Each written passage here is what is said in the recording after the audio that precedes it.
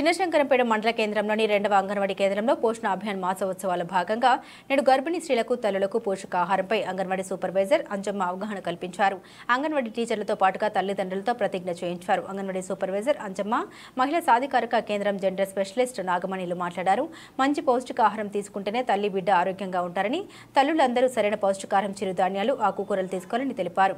ఈ కార్యక్రమంలో అంగన్వాడీ సూపర్ అంజమ్మ, మహిళా సాధికారక కేంద్రం gender specialist Nagamani, mental health program social worker Bhagyalakshmi, Anganwadi టీచర్లు మాలతి, నాగమణి, రాణి, జ్యోతి తదితరులు పాల్గొన్నారు. మేము ప్రోగ్రామ్స్ కండక్ట్ చేస్తున్నాము. మాది అవేర్నెస్ ప్రోగ్రాము. కాకపోతే ఏంటంటే మహిళల పైన పిల్లల పైన వర్క్ చేస్తాము. ఇలా డ్రాప్ అవుట్ చిల్డ్రన్స్ ఉంటారు కదా, అంటే 10th, ఇంటర్, డిగ్రీ వాళ్ళు ఉంటారు కాబట్టి వాళ్ళకి మేము శిక్షణ ఇప్పించడం జరుగుతుంది. ఏంటంటే వాళ్ళకి కావాల్సినవి అంటే కంప్యూటర్ నేర్పించడం కానీ, మగ్గం వర్క్ కావచ్చు, లేదంటే అల్లికలు, ఇలాంటివి ఏవైనా సరే నేర్పించడానికి మేము అక్కడ ఎక్కడంటే సంగారెడ్డి మహిళా ప్రాంగణం ఉంది, అక్కడ తీసుకెళ్లి వాళ్ళకి వాళ్ళ నెల కావచ్చు, 3 నెలలు కావచ్చు, వాళ్ళ కోర్స్ కంప్లీట్ అయ్యేంత వరకు అక్కడ నేర్పించడం జరుగుతుంది. అంతేకాకుండా ఇప్పుడు మళ్ళీ ప్రజెంట్ మన మ్యారేజ్ అయిన వాళ్ళు కూడా ఉంటారు కదా, ఇప్పుడు 18 సంవత్సరాలు కంప్లీట్ అయిన తర్వాత మ్యారేజ్ అయిన వాళ్ళు అంటే 25 సంవత్సరాలు 30 ఇయర్స్ వాళ్ళకు కూడా అక్కడ శిక్షణ ఇప్పించడం కూడా జరుగుతుంది. ఎందుకంటే ఇది చైల్డ్ వాళ్ళకే కాకుండా మన మహిళలకు సంబంధించి కూడా టైలరింగ్ నేర్పిస్తారు, కంప్యూటర్ స్కిల్స్ కూడా నేర్పిస్తారు. వాళ్ళకి 3 months కోర్స్ ఉంటుంది. ఇది అందులో ఇంకోటి ఏంటంటే కొత్తగా వచ్చింది టెక్నికల్, ఏంటంటే సెల్ ఫోన్ రిపేరింగ్ కూడా ఉంది.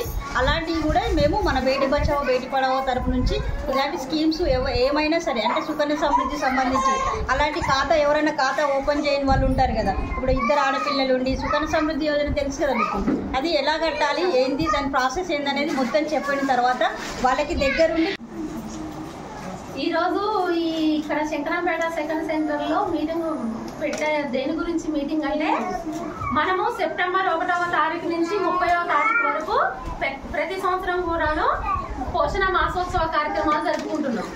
పోషణ మాసోత్సవ కార్యక్రమాలు ఎందుకు జరుపుకుంటున్నాము అంటే మన దేశంలోని స్త్రీలు, మన గర్భిణీ స్త్రీలు కావచ్చు, బాలింతలు కావచ్చు, మహిళలు కావచ్చు, 0 నుండి 6 సంవత్సరాల లోపు పిల్లలు ఎవరు కూడాను రక్తహీనతతో ఉండకుండా, పోషణ లోపంతో ఉండకుండా వాళ్ళకి సరి అయిన ఆహార పద్ధతులు, పోషణ పద్ధతులు పాటిస్తూ సరి అయిన ఆహారం తీసుకునే విధంగా మనము అవగాహన కల్పించడానికి మన కేంద్ర ప్రభుత్వము 2018లో పోషణ అభియాన్ అనే కార్యక్రమాన్ని తీసుకొని వచ్చింది.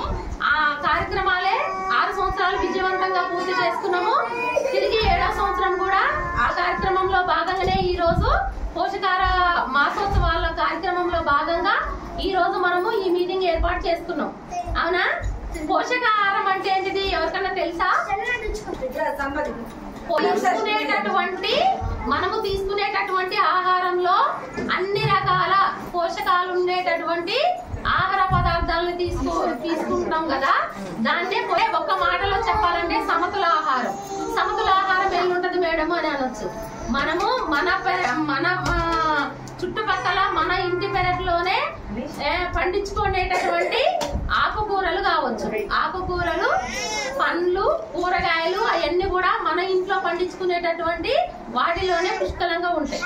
అవునా? ఎవరికైనా పోషకాహార లోపం అనేది రాకూడదు. పోషకాహార లోపం ఒకసారి వచ్చింది అంటే రకరకాల జబ్బులు అనేది వ్యాప్తి చెందుతాయి. కాబట్టి ఆ ముదగాలే పోషకాహార లోపం లేకుండానే చూసుకోవాలి. ఒక గర్భిణీ స్త్రీ మంచిగా 3 kgల బరువుతోని బిడ్డని జన్మనియాలంటే ఆమెకి ఎలాంటి పోషకాహార లోపం లేకుండా ఉండాలి. ఒకటి మానసిక ప్రశాంతత కూడా చాలా అవసరం. కాబట్టి ముఖ్యంగా మనము చెప్పేది ఏంటంటే కిషోర బాలికల కానించి ఉన్నప్పటి నుంచే మేము వాళ్ళకి ఈ పోషకాహారం గురించి, వ్యక్తిగత పరిశుభ్రత గురించి మేమందరం కూడా మా అంగన్వాడీ సెంటర్లో కౌన్సిలింగ్ ఇస్తూ ఉంటాం. ఎందుకు కిషోర బాలికలకు ఎందుకు చెప్పాలి అంటే కిషోర బాలికల కానించే పోషకాహార లోపం లేకుండా చేసుకొని సరి అయిన పోషకాలు తీసుకొని మంచి ఆరోగ్యకరంగా గనక ఆ బాలిక ఉన్నట్టయితే 18 సంవత్సరాలు పూర్తయిన తరువాత ఆమె శారీరకంగా, మానసికంగా మంచి ఎదుగుదల ఉంటది. కాబట్టి 18 సంవత్సరాల వరకు ఆమెకి వివాహం చేయకూడదు. 18 సంవత్సరాలు పూర్తయ్యేంత వరకు ఖచ్చితంగా చదివించాలి. వాటితో పాటు అబ్బాయిలతో పాటు సమానంగా అమ్మాయిలకు కూడా పోషకాహారం అందించాలి. అబ్బాయిలు అమ్మాయిలు సమానంగానే చూస్తున్నారా మీ ఇళ్ళల్లో?